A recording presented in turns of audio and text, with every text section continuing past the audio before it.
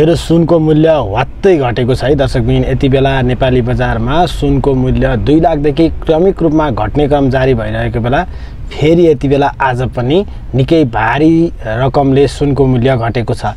आज मिति 2082 साल 3 महिना 10 गते मंगलबारका दिन नेपाल सुनचाँदी व्यवसायी महासंघले दिएको मूल्य अनुसार आज भने 1,93,500 नेपाली बजारमा सुनको मूल्य निर्धारण भएको छ भने हिजोको मूल्य भन्दा आज चाहिँ तपाईको 1700 रुपैयाँले घटेको हो। हिजो 1,95,200 मा कारोबार भएको सुनको मूल्य आज 1700 ले घटेर 1,93,500 रुपैयाँमा कारोबार भइरहेको छ भने त्यस्तै चाँदीको मूल्यमा पनि केही गिरावट आएको छ।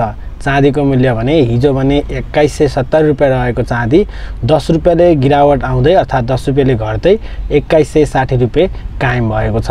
तपाई पनि सुनचाँदीका गरगहना बनाउँदै हुनुहुन्छ, सुनचाँदी सम्बन्धी अपडेट चाहिएको छ भने मेरो आइडीलाई टिकटकलाई फलो गर्नुहोला। नियमित रूपमा सुनचाँदीको अपडेट विशेष दिएर म तपाईहरु माझमा आउने गर्छु र तपाईहरु पनि सुनचाँदीको गरगहना बनाउने सोचमा हुनुहुन्छ अथवा व्यवसाय गर्दै हुनुहुन्छ भने टिकटक अकाउन्टलाई फलो गरेर एउटा सानो माया गर्दिनु होला।